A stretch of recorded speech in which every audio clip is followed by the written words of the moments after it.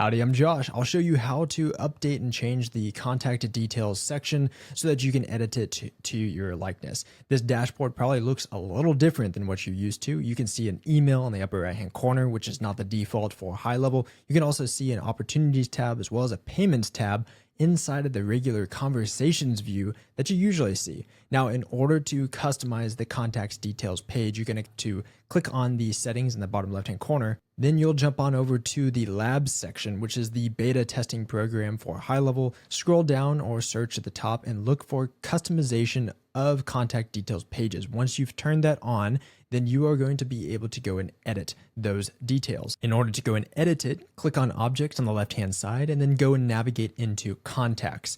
Inside the contact object, at the very top, click on customize contact detail view, and you're going to see a couple of different detail views, which is really, really nice because you can do a per user or multiple users dashboards. For example, if you have your sales users or your sales managers that only need to see certain contact records in a certain order that they like, this is going to be the place that you go and edit and change. So you can click on manage all users if you want to see which users are available inside the account and group them to assigned views. For example, maybe the account admins is going to only be accessible to a certain dashboard view and all users get to see this view. Agency admins see this view. That's how you would adjust these default contact detail views.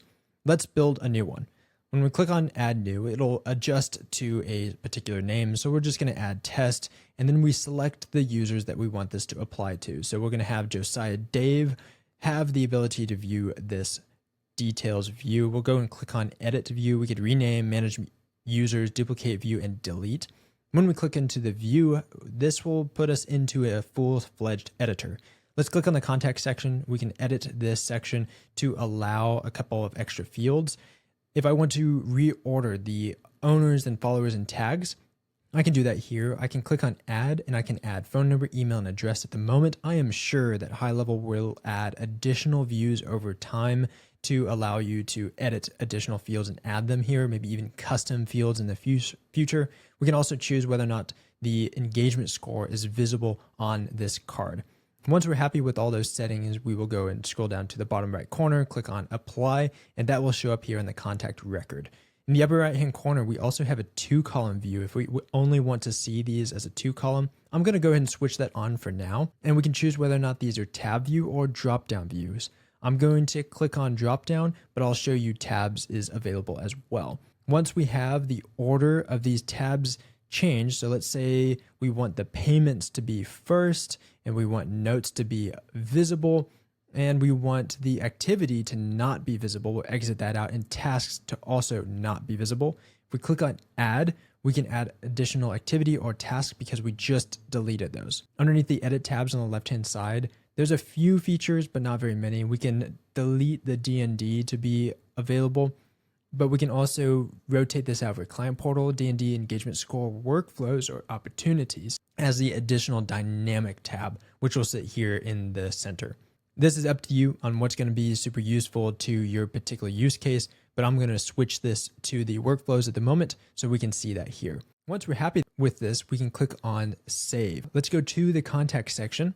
And we can see that this has now changed my default view because I'm logged in as Josiah, that you can see here at the top, to the 2-column view where we see the phone number and the email on the left-hand side. We don't have a phone number attached right here, but if I were to go and add one into this account and save this to the account, then that phone number shows up here at the top, and then SMS is now enabled.